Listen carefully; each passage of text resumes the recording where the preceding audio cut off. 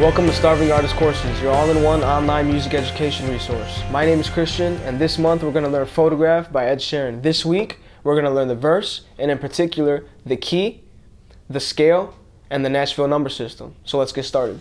First off, you're going to see that my capo is on my fretboard. If you guys don't know what capo is, all it does is it allows us to play different chord shapes or the same chord shapes up and down the neck without having to change up our fingers. So, for this song in particular, we're going to put it on capo 4, which is fret 4. So if you count your frets, 1, 2, 3, 4, you're going to put it right on top of the 4th fret, closest to the rim. Now after you put your capo on your 4th fret, I want you to go ahead and play that C chord shape we did last month. Now if you haven't seen those videos last month, I recommend you go back and watch those before you watch this video. It's going to make it so much easier for you.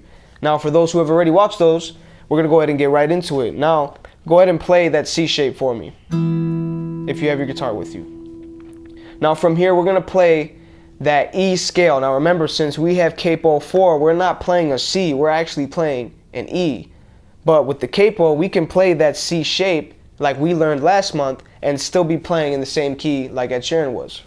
Starting on the 3rd fret, we're going to play the E.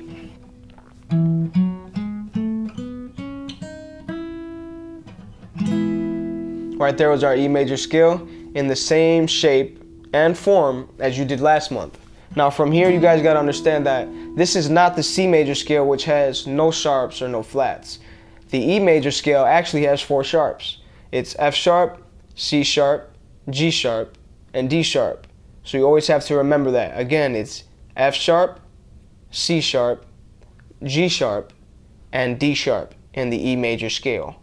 Don't confuse C major and E major while working with this capo. It's very important. Now from here, we're going to go into the Nashville number system. So throughout the video, you might hear me say the actual letter of the chord, or you may hear me say the number.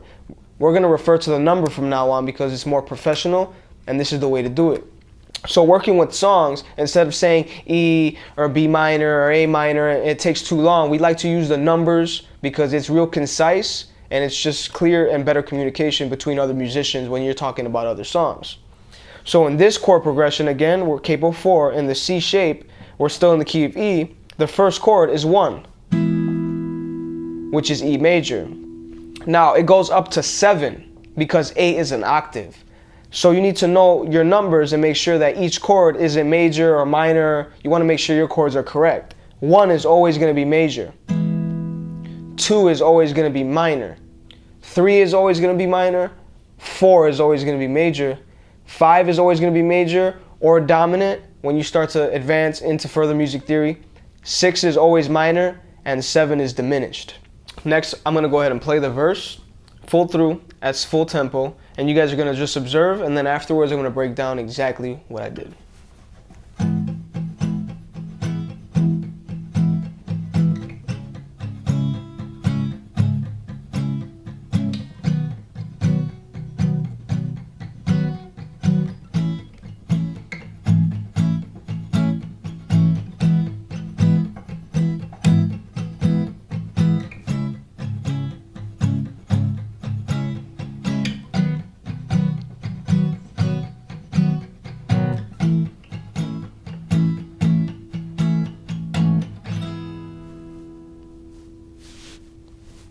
Now next it goes into the pre-chorus, but we're going to go ahead and get to that next week. So there's going to be 2 things that you guys are learning today that you haven't done before while I was playing that verse. It's going to be a new chord and it's a new technique. Now that chord is going to be an F shape in the C shape right that we're doing on capo 4, and it sounds just like this. Now from there we also are going to learn how to palm mute. Exactly what I was doing while I was playing the verse, right? If you look at my guitar and you want to even pause the video, you're going to see my hand on top of the strings, and I'm using the top of my fingernail just to mute it. And I'm going to do my best to make sure that there's no strings kind of ringing out like that, right? In the song, how Ed Sheeran plays it, it's clean, crisp, just a palm mute. You don't want to hear any ringing strings, so do your best to do that. From there, we want to teach you that actual chord, right? So I want you to get your ring finger, and this chord shape is actually real similar to a C, you'll notice, but you're going to put your ring finger, 3rd fret, A string. From there, you're gonna grab your pinky string, 3rd fret, D string. Middle finger, G string, 2nd fret. Index finger, 1st fret, B string. And it just sounds just like this. And again, if you need to rewind and pause, do so. It's not a big deal at all, guys. Take your time while you're practicing for this. That's exactly how it sounds. And if you notice right now, I actually let the E string ring out. That actually makes it a major 7. So you actually want to do your absolute best not to let this E string out. We're not going to get into that kind of music theory because it's not needed right now, but make sure that you do your best to not let this E string out because it actually plays a different chord, right? Ed Sheeran didn't play this chord, he played this chord right here. Right? All of the notes that I'm holding, that's it. That's all he plays. Now from here, I want you to go ahead and practice putting the palm muting and the chords together for your homework. I want you to start off just learning your chord shapes, right? Bust out your metronome like I told you last month to do so, right?